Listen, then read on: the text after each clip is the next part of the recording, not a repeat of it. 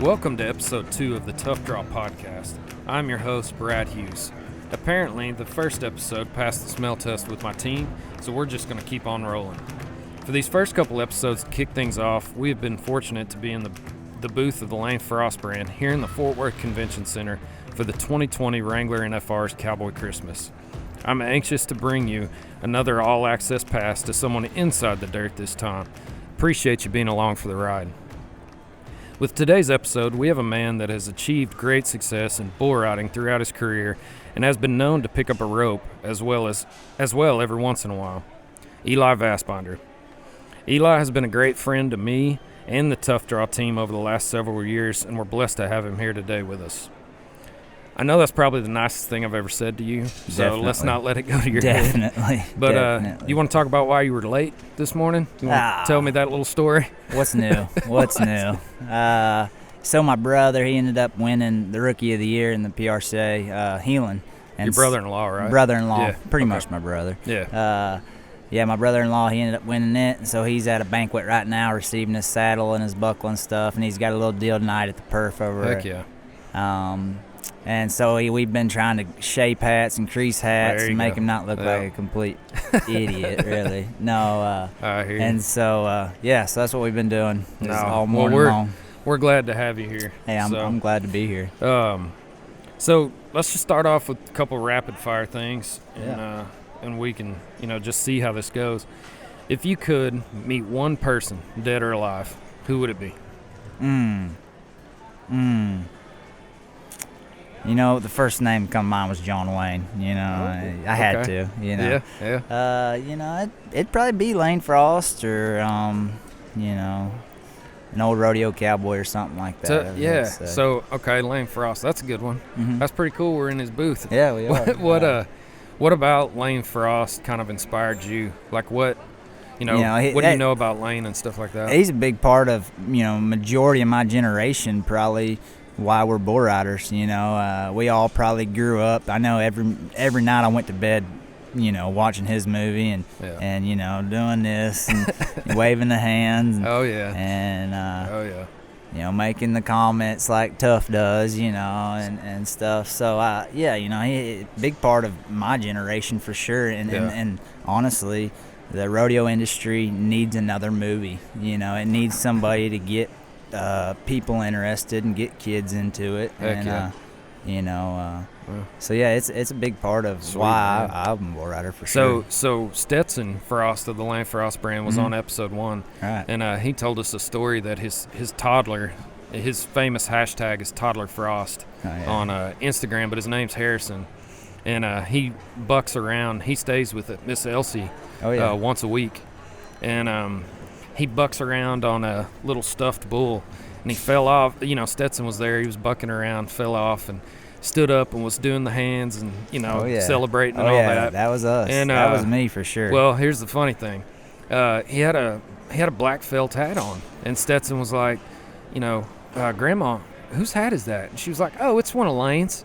And he was just like, whoa, hold on, we got to put that back. He can't be playing with that. Yeah, It's kind of a bigger deal than. no, but that's cool. That's cool. Absolutely. All right, so this little change up. If you could be the best at anything, what would it be? Bull riding for sure. Why? It's what I love. It's what I've done. It's what I've worked my whole entire life for, and I'm in the process. I'm trying to get there, and I'm trying to be the best, and I'm nowhere near where I want to be. And each year just keeps getting better. So who knows what's the future's gonna hold. Yeah. So. Well, it's been fun watching you up close and getting to know you more. I appreciate it. I'll see that. We'll see that come to fruition, I'm sure. Yeah. What makes you tick? Like, what gets you going? Honestly, being better. Getting better. I'm like I said, I'm nowhere to where I need to be. You can ask my wife every day. I get up, and it's just balls to the wall from the time my feet hit the floor. I'm working at it every day. I get on my barrels every day. I'm riding my horse bareback every day. I'm getting on practice bulls. And that's what she probably gets annoyed with it, you know, and she just wants to hang out and lay on the couch and watch a movie, you know, and that ain't me, you know. Every evening, you know, it's you got to be doing something. Yeah, I got to. If I work that day, I come home and I still got 3 hours. If I get home at 11 o'clock, well, I still got 3 hours of training and drills I'm gonna do. You know what I mean? So, you know, rodeoing. Yeah, absolutely. Yeah. You know, I didn't really growing up. I didn't really put the work in, and you know, my bull riding, I really sucked, honestly, growing up. You know, it was mid-20s before things really started clicking. Yeah. And I guess when I was probably 19, 20, I got serious about it and, you know, looked into it and kind of got motivated and looking into, you know, people that disciplined and you know, and so from the time I was 20 to get there. Yeah, so from the time I was 20, it was just every day. I made sure every day that I did my drills and I just put in the time, because I'm 6 foot tall. You know, I'm not a little guy. And there's guys out there that's got way more talent than I do. And you know, and bull riders have this mentality that cowboys, bull riders, that, you know, oh, you just cowboy up and put your hand in the rope and you just do it, you know. You know, you don't need to work at it. You don't need to work out, you know. And that's kind of the mentality I had, you know. Yeah. And then I started seeing change when I started working at it, and I started seeing that I was getting better, and then I got addicted to it, and then it took off from there. Just like anything, practice. Yeah, absolutely. You put in the practice, put in the time. You're gonna get drills. what you put into it. You know, you're gonna get what you put into it. Very cool. Yeah. What's the best compliment you've ever received? You know, I don't know. That's tough. Paige marrying you? Yeah, probably. You know, I don't know. That's a tough one. You know, making the finals and stuff like that, people always want to congratulate you, and you know, and that's, you know, that's awesome. But I remember tough when I made the finals, and I got to the finals, and I had fell off my first couple bulls, and the night before the fourth round, after I got thrown off, I took a slam and I was hurting, and Tough come up to me in the parking lot and just stopped me and said, hey, you know, the year I won my first world title, I fell off my first 4 or 5 bulls, so, you know, it ain't over. You know, you just keep going. You're a bad son buck, you know, just remember it. And, Heck yeah. And you know, and growing up, you know, like I said, I always watched 8 Seconds. So Lane and Tough were, you know, my idols back then. So for him to come up and make time to come up and be like, hey, you're a bad son buck, just remember it, you know, and keep going. Then I went to win the 5th round the next night, you know, and he'd come up on stage with me. And heck yeah. And so it was cool. Heck yeah. So what's your favorite movie? That's tough. You know, like I said, I don't. You don't watch a lot of movies? I don't watch movies. I don't watch TV. Like, you can ask my wife every day. It's just. For the sake of being here, you want to just say 8 seconds? 8 seconds. Let's just do 8 seconds. There you go. Nice, man. Yeah. All right, so hashtag Lane Frost brand. Any bold predictions for the NFR this year? Who you got in the bull riding? In the bull riding, you know, like I missed the first couple rounds just due to trying to get out here and stuff. I was just trying to catch up with it on social media and whatnot. But, you know, kind of, I don't know about the world title race. You know, you can never count Sage out. I mean, he's done things people have never even thought of doing, you know, and he's a freak of nature, and I look up to him, you know, and we all should, really. You know, he's business smart. He's humble. He's humble. He's got his head on straight, you know, and he puts in the time, and he knows that, you know, you get what you put into it, and so, you know, I'm a big fan of Sage, really. What do you think about these young guys that are climbing up? So it's Kai, crazy. I guess, you know, what was last night, round 5? I believe so. Yep. I believe so. And, you know, Colton Fritzland, Ty, Wallace, and Kai are all up there jockeying for position. What do you think of those guys? You know, Ty Wallace is not a rookie by any means. That man's a veteran. He's quite a bit younger than me. I think he's only probably 25, 6 years old. Yeah, I think I saw he's 26 last night. But I remember seeing him way before I was ever even rodeoing. He's probably 18 or 19 making the NFR, you know what I mean? And but that's honestly probably my prediction.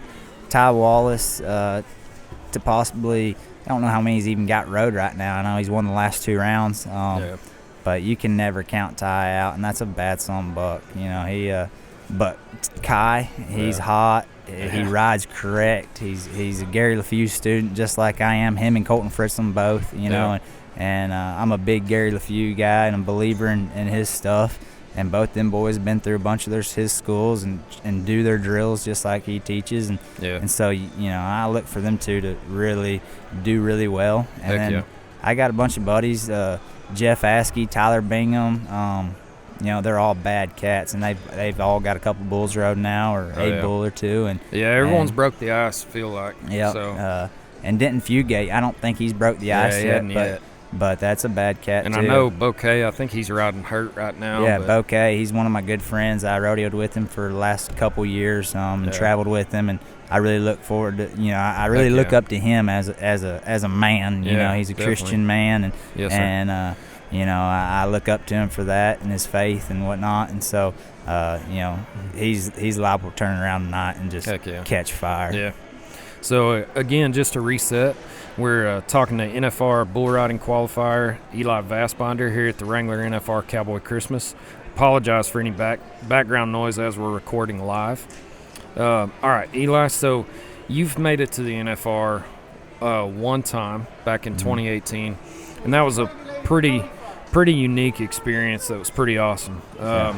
For most guys, making it is just an achievement to a career, but for you, you actually won 2 rounds at the NFR that year. You kind of started alluding to it a little bit about how you bucked off your first couple and you talked to Tough. Just kind of talk about going into that NFR and where you were, and then let's set the stage for round 5 when you got on Shooting Stars. Yeah. It's definitely probably the highlight of my life is making the finals so far. It's something I worked for so long, and then come close a couple different times and making it, and I'm just a kid from the East Coast. Nobody makes it from the East Coast. Nobody. And so for me to put in all them years of staying gone and staying out here and staying out west, it was definitely a proud moment.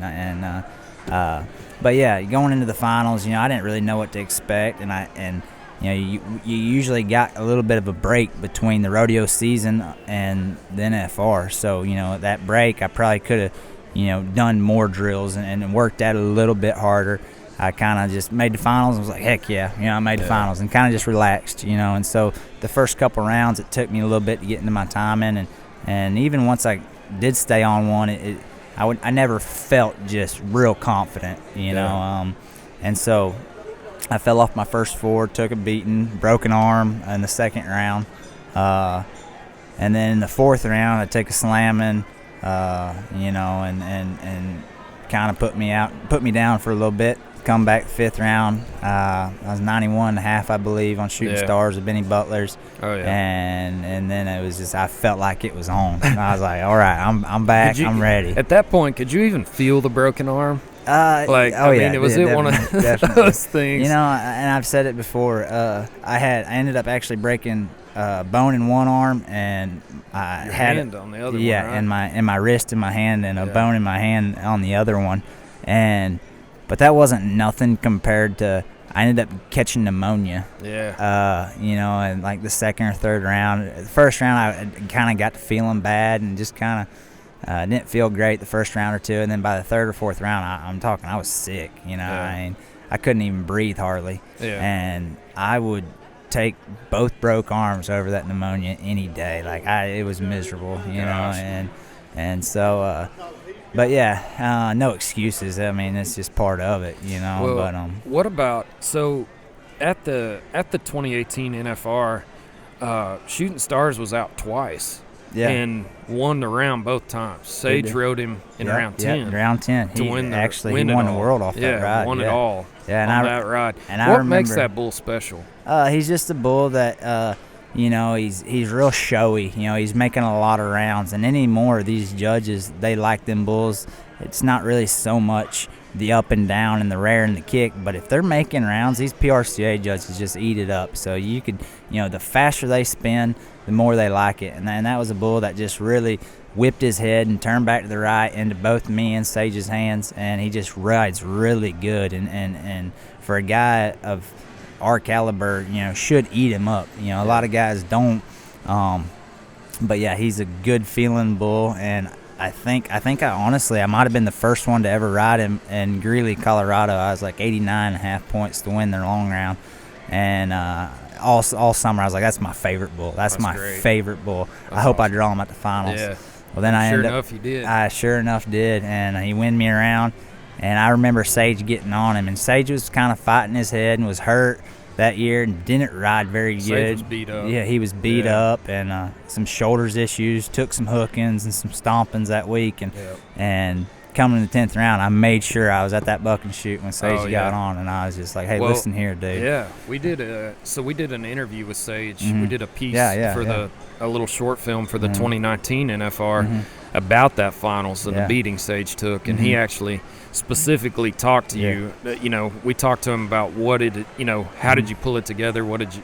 And he goes, I don't even remember what Eli said, but he was holding me, and he yelled something in my ear, and it pumped me up, and then I just went out and did it. Yeah, I don't like seeing guys. I know Sage's potential, and call me a softie or whatever, but I hate seeing people struggle like that, and I know what Sage is capable of doing and how just freaking awesome he is in the riding bulls, and so to see him struggle like that, and I just made sure I was there. I was like, I'm tying you on tight, Well, there you go. It meant something. Yeah, and that's cool. I just remember telling him like, hey, this bull's the pick for you. In your caliber, this is your chance right here. Screw your ass down and stay on. For sure. And I'm pretty sure I hollered louder than I probably ever hollered for somebody. So. Probably. Yeah. Well, so that 2018 finals was really unique and special, and you provided us me and James with Tough Draw. You provided us a really awesome opportunity. We were there working on some movie projects and stuff, and you. Y'all went up on stage with me the 9th round or the 5th round? The fifth round. You took us. Round. Yeah, that was so. James, James college rodeoed, and he and I talked about it, and we were just giddy like school kids, because how big of a fan I am, and James, James used to team rope and all that, and I mean, it was cool. You took us up on stage, and for that, we're forever grateful for that. Yeah. That was one of the coolest experiences of my life. I'm glad I could go up on stage. That's cool. That's cool. And be with you when you got your gold buckle, and but us being there, it was the longest that I got the wife and kids at home, and it was the longest I'd been away, because we were there almost 8 days or so, and I remember the morning, going back to talking about how sick you were. I remember us going down to the hotel lobby for breakfast. Oh yeah. Before we flew out, and seeing you. Yeah. And you looked like death fried over. You looked so bad. I felt it. And I looked at the draw sheet, and I saw that you had drawn Bruiser. Yep. And I was just like, I looked at James and I said, oh my gosh. Yeah. I hope he doesn't kill him. Yeah. That's how I felt too. That's how I felt. But man, it was, we flew back, and I made it home just in time to watch, and I could not, I was standing in front of the TV pumping my arms so hard. I was so pumped. Yeah. And man, that's honestly how I felt too. I was like, shit, I hope he don't kill me. No. Yeah. That was the 9th round is probably most memorable. I got favorite bull rides and favorite things for other reason, but bull rides I won the most money on, or the best bull ride I ever made, or whatever it was. But just the whole scenario, just being sick, having 2 broke arms, having a cast on one arm, having 16 rolls of tape on the other one, plus just coughing up just stuff, and just being sick. My wife being sick after that, and so for us to, and then going in there, drawing the bucking bull of the year, the most probably well-known bull as of right now. At least the last decade. Yeah, probably. Absolutely. Yeah. And to draw him, and to be able to stay on him barely. I know, barely. It was close. I was like, no, no, don't review that. Yeah, exactly. It was close. Exactly. But man, that was amazing. Yeah, though. so to be able to stay on him and just, and to have my family there and my in-laws and everybody there, it is definitely top. Well, I mean, so what do you've alluded to how big that moment was in particular, but just in general, like, your wife's brother ropes and stuff like that. What is it about the rodeo community and the sport itself that you just love and the passion's there? Man, we're just all a bunch of big carnies. That's all it is. We're just a bunch of big carnies. No, I love it. I love riding bulls, don't get me wrong. I love the money and I love it all, but just the times and the memories and my family. This is, I'm brothers. This is my family right here. We travel across the world in a van or in a car all year long. I would literally die for half these people, all of them. You know what I mean? You can't explain how tight people at rodeo are, or just how good of people they are, really. I mean, they ain't got a rodeo, just have, wear a cowboy hat and, whatever. But it's unreal how tight everybody is, whether you're a bareback rider, team roper, calf roper, bull rider. We would all timey, roughy, doesn't matter. Yeah, it doesn't matter. I'd take my shirt off. Right now. Take your shirt off right now. Yeah. Right. Is that what you want? Okay, here we go. Is that what you want? Is this where this is going? No. But yeah, I'd do anything for anybody. I don't know. It's just you can't explain just how close we all are. Yeah. No, I mean, just because you and I have become so connected over the years, absolutely. I know, like, my son loves FaceTiming you and just, Eli. Yeah, for sure. Man, so you're from North Carolina, and that's where you and Paige live, correct? Yep, that's where we live. I've lived there for 13 years probably. I've lived out here in Texas for several different times on several different occasions, so it's just home. We keep saying we're going to move out here, and it'd be a lot easier for me rodeoing. We'd see each other a lot more, but get to hang with me more. Yeah, absolutely. And all my buddies, you know what I mean. But we get back home, and it's just home for us. It's hard to leave, and it's just we've got so many connections there, and her work and my work and just whatever it is. It's getting tough to leave. But we're East Coast for sure. And we got a lot of good rodeo cowboys coming up over there, and all three of her brothers are really good cowboys, and the two youngest ones, they'll be at the NFR for sure.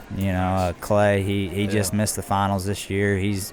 I think he's 20 or 21 now, but he just missed the finals, won Rookie of the Year, and he's a bad dude. He don't miss, so he'll be here. The youngest one, Cole, he's 18, I believe, just graduated last year. He's living out here in Stephenville, and he's good got place to be. Yeah, be a roper. he's got a heart of a lion and a beast, and he don't quit. And both them boys have work ethics that are just unreal, and that's what it takes is discipline and work, and So what about 2020? 2020, I'm ready for it to get over. Yeah, I hear you. What's it been like as a competitor, though? It's I guess what were can some you even of the, call me that anymore? Really, after 2020, I don't even know if I'm a competitor or not. So I think some fans submitted and said, "Is he retired?" No. No, really.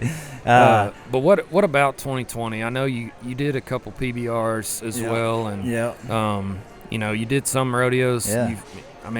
Yeah. Your name was in the world rankings at times in the PRCA, but I don't even know where I ended up. I didn't. I was in the top 40 or top 30 or something, but I think I went to a total 11 rodeos at the most, maybe.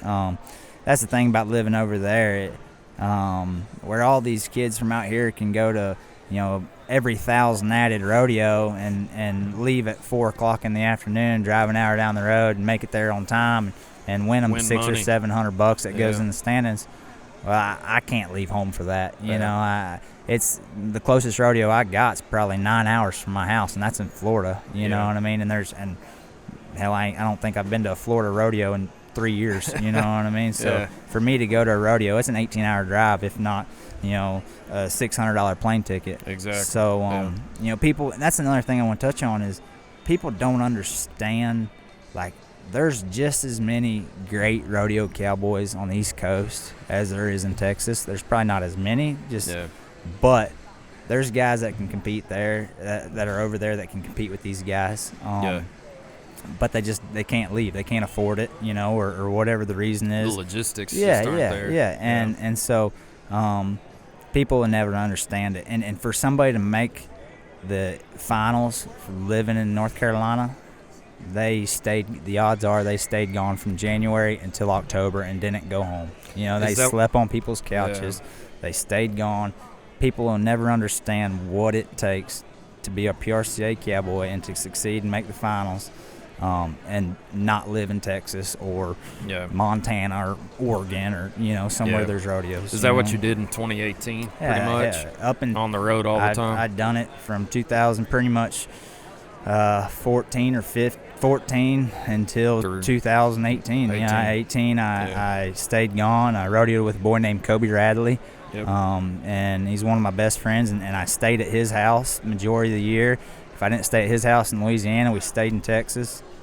And so that's what I've had to done, and is just stay gone and sleep on people's couches and not be with my wife and see her maybe once every 2 months, you know, fly her out when she can, and it's tough. It's tough, and honestly, that's a goal of mine is to maybe, if it's possible, to bring rodeo in the future further east, you know what I mean, and bring the PRCA further east, and give them guys a shot and give them guys a chance that are over there, and we're missing out on a lot of talent that's over there. Yeah, for sure.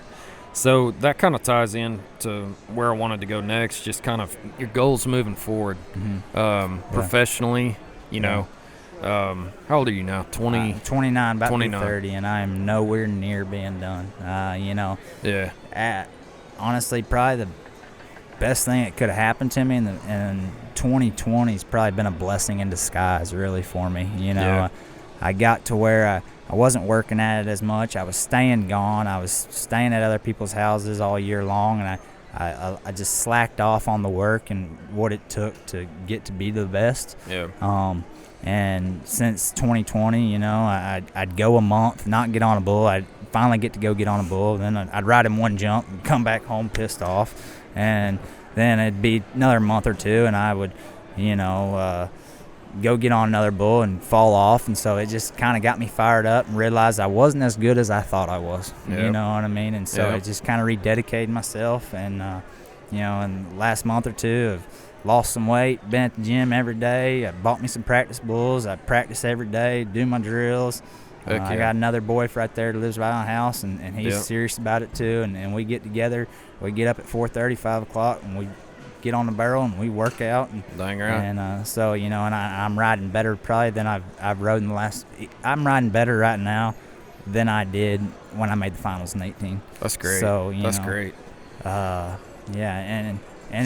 my goals probably for the next, you know, 2021 is the PBRs and the PRCA rodeos. So this next year is going to be totally different than 2020. Cool. You know, as long as everything, we can start to have some rodeos and stuff, it's going to be good. A lot better than this one. Yeah.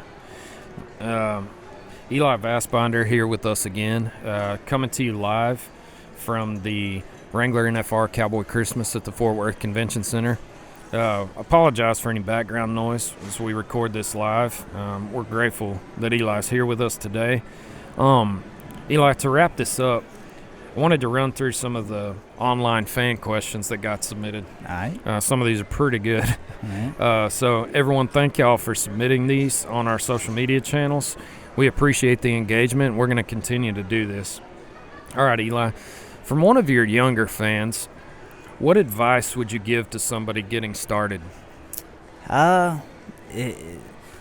Just make sure you're passionate about it. You know, if you just like the idea of it and want to be a bull rider, you'll quit before long. You know, if you love it and you grow to love it and you get passionate about it, no matter how many broken bones and you know what it takes to get here. Pneumonia. Yeah, you know, no matter what it is, you'll stick it out, and if you put the time and the work in, you'll get there. It's proven. There's no way that, you know, if you do the work that you won't succeed. You know, that's great. You know, it's just make sure you love it. Make sure you're willing to sacrifice, and then once you realize that you do love this and this is what you want to do, get on every chance you get. You know what I mean? If it's for $500 or if it's at a practice pen for nothing, get on. No matter how scared you are and you don't want to get on that day, get on. You know what I mean? Because and you might only ride one jump, but then you'll come back the next week and realize that you survived that one. You know what I mean? Or you'll ride 2 jumps, and then you'll come back the next week and you'll come back with a little more confidence, and that's how it all works. Is just just build. Yeah, you just gotta keep doing it. So somebody apparently knows you, or at least has seen you, but what advice would you give to taller bull riders? Oh man, that's a tough one because I don't know any other way. You know, I don't. You know, if maybe. Well, you know some of the technical things, right? Yeah, like, you know, but for what me, are some things that you have to think about that maybe like a chase outlaw or somebody that's a little shorter? I would love to be able to sit here and say that, oh man, it's way easier to be a short bull rider than to be a tall one. But I don't know, you know. I've never been a short guy, and it's kind of a crutch, you know what I mean. If I sit here and say, oh, well, they're short, they got it easy, you know what I mean. But yeah, you know, I think that it would probably help being short, but then center again, of gravity and stuff. Yeah, you know, and you ain't got so much above them, you know. You're not top heavy, you know. But you know, I know that my long arms help me compared to a little short guy. You know, knock on wood. You know, I don't get jerked down. Me and the bulls' heads don't ever meet. I don't ever get jerked down. And Sam, knock on wood for me. Yeah. Let's make sure we knock on wood on that. Yeah. You know, it's just I got longer arms. I can, you know, when I get reared back, I can give them a whole nother foot of arm before I hit the end of it. Compared to them little short guys where they got little short arms and they hit the end of it real fast, and then their feet come up, and next thing you know, they're on their head. You know. Do you feel like being taller, you have to be more technically sound? Is that something that might be fair to say? You know, I think that form has a lot to do with it, and I think that, you know, whether you're tall or short, it doesn't matter. You got to get to the front. You know, you got to ride up on them legs and get your belly button up over your rope and lay hump and just get up there and stay up there. And I think that I would like to say it's probably easier for them little short guys to get up there and stay up there. But you got to do it. Everybody's situation a little different. There's you know, it's just a matter of how bad you want it. You know, if you want to sit here and, you know, say, well, they got it easy, whatever, you're not going to go nowhere. You just got to find out what you got to do and just do it. You may have already answered this, but somebody wanted to know if you had a favorite bull. Would it be bull. Shooting Stars? I like Shooting Stars. Or did you enjoy Bruiser quite a bit? I like Bruiser too. You know, Shooting Stars is probably one of my favorites, just because I won the round on him, and I've been on him twice, and I rode him both times for a lot of points, and give me 2 really big wins in my career. So, you know, he's definitely up there. But there's a lot of bulls that stick out to me that I really like, and you know, there's a bull that Bar T owns. It's called Goofy. Tyler Bingham had him last night, and I got on him twice. I rode him once. He bucked me off once, but you're gonna win first every time on him if you can stay on him. He's not easy to stay on, but when you do, it feels great. And you know, and Brahma Boots Chrome was out last night. I won Kennewick short round on him, and that was the one Stetson was on. Stetson rode him, and then there's a he went 90 last night. I was 91, I believe, on him in the short round over there, and then there was a bull that was out with Dustin Bouquet got on called Rewind. He's a little black muley, and I think that me and Silvano Alves are the only 2 to ever ride him. I've been on him twice. I rode him one time. They kind of gypped me. I was like 85 or 6 on him. I probably should have been 90. Yeah. And then I rode him again at Kennewick Short Round last year. Was 89.5 on him, and to win that rodeo, and so he's a good feeling some buck too. Yeah. So this question is actually from my wife. Oh, okay. And she said, bull riding is a tough sport. What's your self-care method after a ride? Would it be a bath, massage, Cairo, whiskey? What you got? Probably whiskey. I don't know. I you know, it is a physically demanding sport, but you know, once your body gets used to it, and like middle of the summer, it doesn't matter how many you get on, your body's just used to this, you know, yanking and the janking, you know. Yeah. But you know, you definitely do have your injuries, and that you got to take care of. But honestly, I really, you can ask my wife, I really don't take care of anything. If my arm could be the size of that trash can right there, and I wouldn't put ice on it, or I would not take ibuprofen. I seriously got to be feeling like I'm dying to do that, you know. And so, you know, I don't know. I'm not a very good. That's probably not the best person to ask for that question. Yeah. So whiskey, I guess. Yeah. Whiskey. So here's my personal favorite. Ever think about acting? Not until I met some guys trying to come up with this dang bull riding movie called Tough Draw. No, you know, that would be cool, I guess. I don't know how good I'd be at it, but you know, You can at least ride the bulls for the actors, right? Yeah, I'm acting right now. I'm acting as a bull rider, so I don't know. Well, Eli, again, thanks for being here. Yeah. Is there anything else you'd like to say to the fans of the sport, or your fans in particular? Yeah, just thanks for the support, and thanks for all you rodeo fans and everybody listening in on this, and everybody that's out here at the national finals. You know, this has been a tough year for everybody, and all the rodeo committees, and you know, I love, you know, the Western industry, the cowboy lifestyle, and anybody and everybody that's got anything to do with it, and any fan. You know, I just want to say thank y'all, and you know, keep coming. You know, if it wasn't for them, we wouldn't be nothing. Eli, where can they find you on social media? Facebook, just Eli Vastbinder. Instagram, at Eli Vastbinder. Twitter, same. Yeah, I just want to thank y'all for having me, and thanks for the rodeo fans and everybody here. Of course, man, of course. Follow along with us on social media at Tough Draw and at Tough Draw Talks for more episodes of our podcast as we continue to bring y'all closer to the action.